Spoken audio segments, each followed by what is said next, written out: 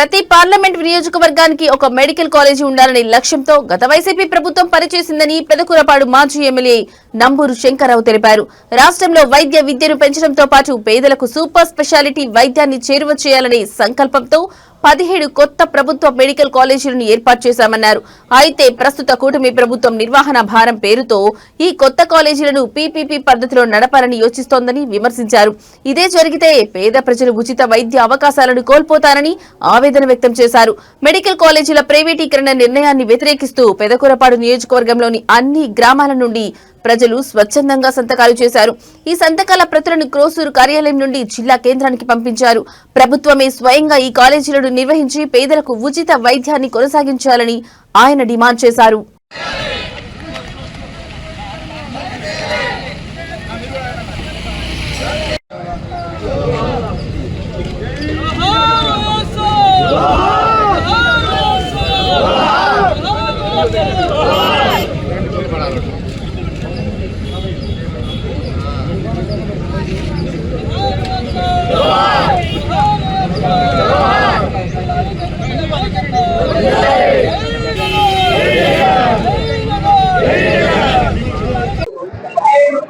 ఎవరు కడతారు?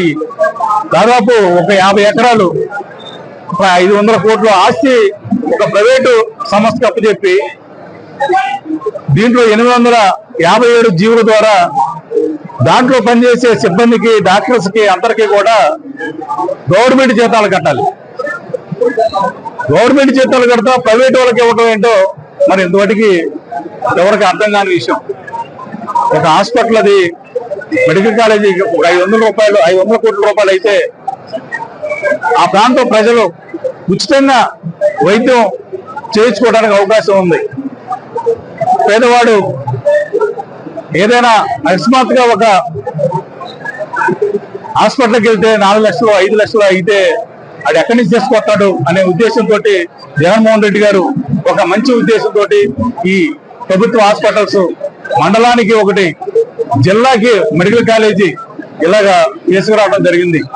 మరి దీన్ని మీరు కంటిన్యూ చేయండి, అంతేగాని ఉన్నాటిని కూడా చెడగొట్టే మార్గం చేయొద్దని చెప్పి మరొకసారి మీ మీడియా ద్వారా నేను తెలియజేస్తా ఉన్నాను.